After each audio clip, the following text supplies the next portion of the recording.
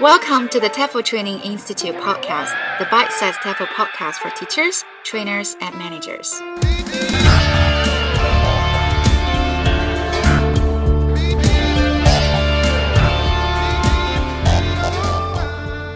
Hello everyone. Hi everyone. So I often find that teachers are really interested in becoming teacher trainers. So this episode, we're going to interview 3 teacher trainers and find out how they got to where they are. I'm going to speak to Simon Galloway, Ray Davila, and Dave Weller.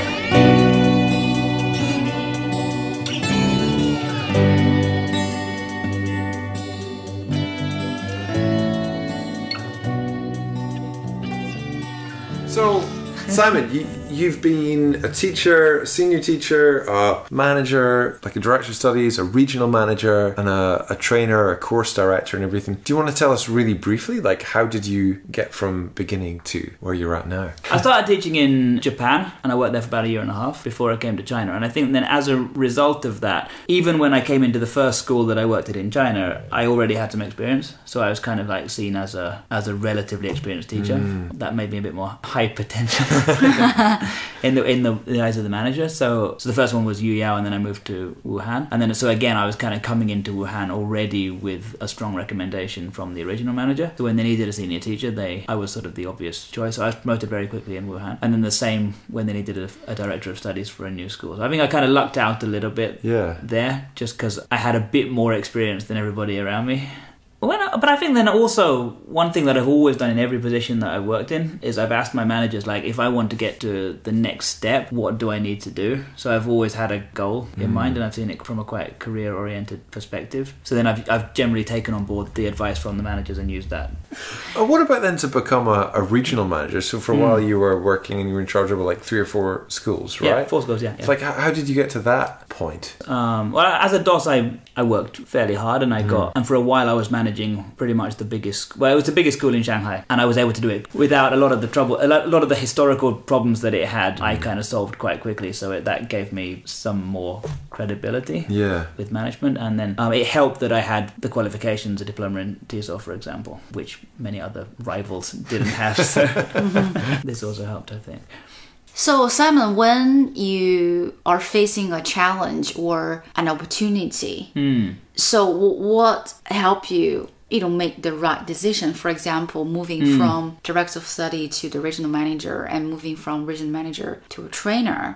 So what are the factors help you to make the choice? So when you say the right choices, you mean with like overcoming challenges of the new job, or with actually choosing to do that new job? Choosing the right job. Is it something that, exactly what I want to do, or you took a risk? I feel like if I do the same job for more than about 2 years, I get quite bored. I kind of need some kind of new challenge. So often after I've done a job for a while, I'll start sort of looking around and seeing what might be the next step. They say though, right, for jobs that the sort of learning curve flattens out after about 1.5 years or 2 years. And then after that time, that's when the challenge kind of stops, right? Yeah, and then also like what more are you getting out of the position after 2 years? Maybe not very much. So when I was a teacher, the next step was like a senior teacher, and a senior teacher was a DOS, and the DOS it was a production manager, regional manager. But after that, there's not like a very obvious next step. And anyway, any kind of next step would be going into pure operations and not academic at all. Yeah, right. So that's why I made that decision just to step out of that completely and go into something that was far more academic. What kind of advice that you'd like to give teachers when they consider what they should do next after being a teacher? Well, to be honest, I think like these days there's no real expectation that people will do the same job for a long time. People are probably going to change jobs every 2 or 3 years, and they're going to have many different careers even in their whole lifetime. But sometimes people just kind of have this like vague idea, I want to do that, I want to become a trainer, I want to become a manager, but they don't really look into the actual details of it, and then they feel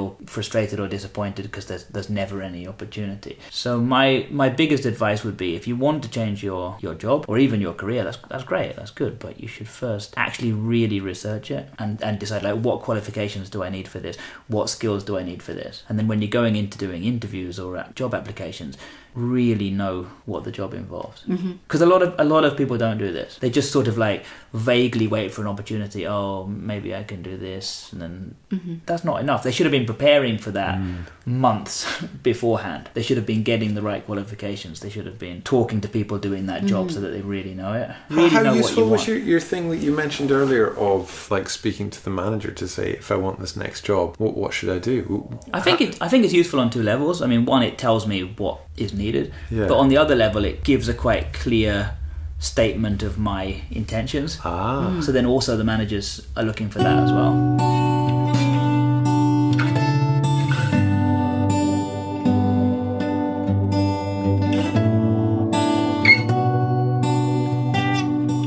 So, Ray, we wanted to ask you a little bit about your career. You've gone relatively quickly, I guess, from a teacher to become a Cert TESOL course director. Do you want to just tell us very quickly, where did you go from, where are you now, and how did you manage to do it? I spent close to 4 years as a teacher and a senior teacher, and eventually started working as a teacher trainer after getting my diploma in TESOL. I also spent working in Costa Rica, teaching Spanish learners, and then coming to China and teaching Chinese learners. But with career overall as a teacher trainer, I've been working a while in not only doing onboardings for new teachers, distance learning courses, and certification courses. So those have been really, really interesting. They all have either preconceptions of what they think learning or teaching is all about, and that's been really interesting in trying to I've become a mythbuster almost. Oh, cool. Where you do these sessions and training them about things, and then they go, wow, I didn't realize that this was like this. And I read something about this before, Ray, where it's apparently by the time you graduate from university, you've been a student for something like 20,000 hours. You have such fixed ideas about what teaching and learning is and what's effective for you and what's effective for people in general. And then you become a teacher and you do whatever, a CELTA or a Cert TESOL, or go to onboarding training for new teachers, and those things last, 20, 30 hours or 100 hours or 120 hours. And it's very difficult to change those opinions that have been formed over the first 18 years of someone's life. Can I ask you then, Ray, what you mentioned a bunch of different things that you do. What do you find most rewarding about being a trainer? Because it's a job that I find a lot of younger teachers who are just entering the profession really want to do. I think that the biggest reward for me is the result of the actual training itself. So the reason why I got into teaching was because of that idea of being able to help others develop. Originally it wasn't that though. Of course I went into teaching for totally different reasons, for the purpose of just traveling. So I was a traveler who taught for the most part, and I did that for close to 4 years. But eventually at some point down the line I realized the influence I was having, the positive impact I was having on people's lives, and something just clicked, and I realized that this is something I wanted to do, and I wanted to develop myself in a way that I could offer more to people to expand on that influence. So I was no longer a traveler that taught, but a teacher that traveled. Becoming a teacher trainer, I felt that I was able to expand on that influence, because now I was not only influencing the learning experience of students, I was influencing the teaching practice of teachers who were influencing the learning experience of students. So I'm just ruling the world now.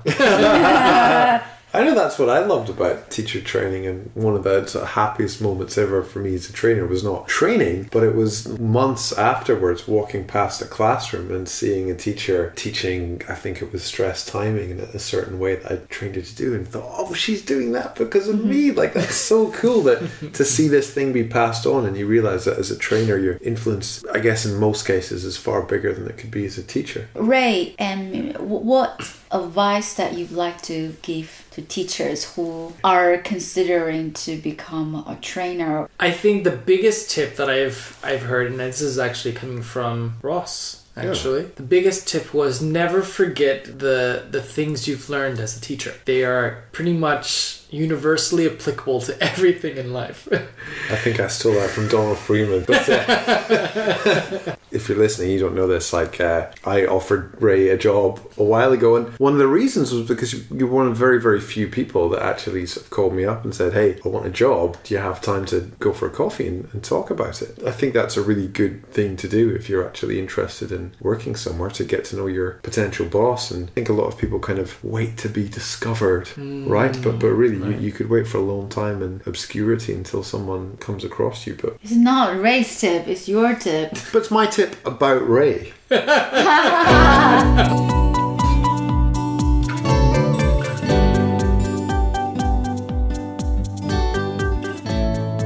Dave, you've done so many jobs in TEFL that I'm not even going to try and name them. Do you want to give us a really very brief overview of your career, and how did you go from teacher to training manager and diploma trainer? Hard work. Was that brief enough for you?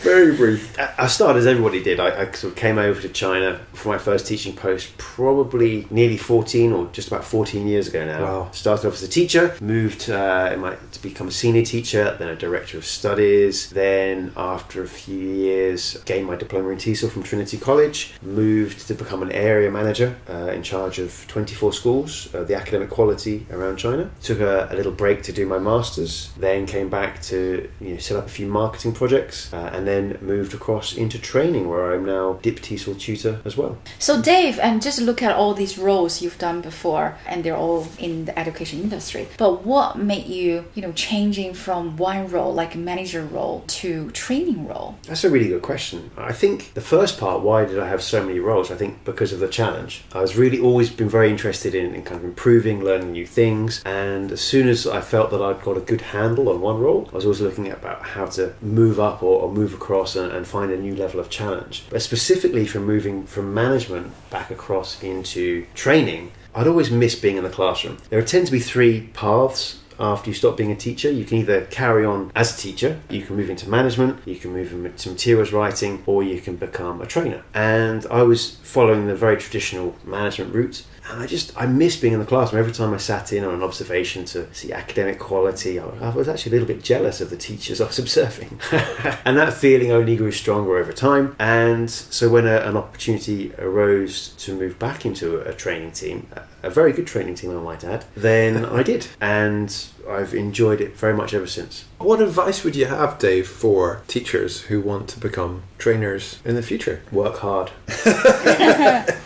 Sorry, I'll stop being flippant now. First of all, you have to ask yourself, do you really enjoy helping people develop? I think a lot of people have a lot of respect for the people that they train with, and so they naturally want to emulate them and become a trainer. And so they say, when you ask them, what do you want to be? I'll be a trainer. It's kind of a flippant answer without too much thought to it. But it's quite a demanding path, and you have to really enjoy it and love seeing people develop, to be able to stay the course and to put in the amount of hours you need to develop as much as you need to gain the knowledge and the practice to be able to do that. Well, what about, Dave, what was your biggest challenge maybe of stepping out of management and into training? Probably not so much as a real hurdle, more of a mental hurdle. It was that a few years previously I'd made a conscious decision to follow the management path, and then it was almost like a career change, because once you've made that decision to follow this path, you've put in certain hours, you've developed certain qualifications, certain connections, and you can see where your career's heading in 5 and 10 years' time. And then to stop and pause and say, well, actually, I'm not enjoying this as much as I thought I would. I'm going to have to haul myself out of this furrow I'm in and move to a completely new one. You have to be quite, not brave to do it, but you have to take a deep breath and go for it, really. Because otherwise, you're going to be stuck doing what you don't really enjoy too much. But then again, there's a fear that you might not enjoy it as much as you think you will. So you have to be quite mentally prepared to do that. I guess to anybody thinking of doing the same thing, if they're at the same crossroads, if they're not sure whether to go into management, go into training, go into materials development or something else, then I would say the early part of that crossroads, or the paths there where it splits, then don't worry, you can always change. You can always move across before you become too entrenched.